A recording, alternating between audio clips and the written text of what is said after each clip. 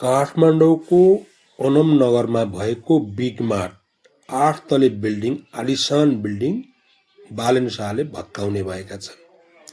कस्तो खालको चाहिँ सुकुम्बासी होला हेर्नुस् त। बिग मार्ट 8 तले सरकारी जग्गामा। पहिले मेयर हुँदा पनि उनले भत्काउने कोसिस गरेकै हुन्, तर उहाँको केही नचलेपछि आफू प्रधानमन्त्री भएको बेला यो 8 तले बिल्डिङ चाहिँ उहाँले भत्काउँदै हुनुहुन्छ। सुकुम्बासी बस्तीमा यस्तो पनि रहेछ जहाँ गाडीका सोरुम किनबोच, जग्गा पासको मालपो त्यहीँ भित्र, मेयर उपमेयर त्यहीँ भित्र, सुकुम्बासी भित्रै सबै थोक हुँदो रहेछ। त्यसैले यो सुकुम्बस्ती बस्ती खाली गरेको चाहिँ होइन रहेछन् क्या बालेन शाहले।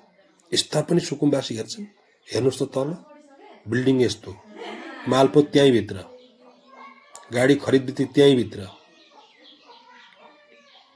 सुकुम्बासी बस्ती हटाएको ठिकै हो बालेन सरकार, तर वास्तविक छानबिन गरी वास्तविक सुकुम्बासीहरूलाई चाहिँ चाँडो भन्दा चाँडो व्यवस्था चाहिँ गर्नै पर्छ।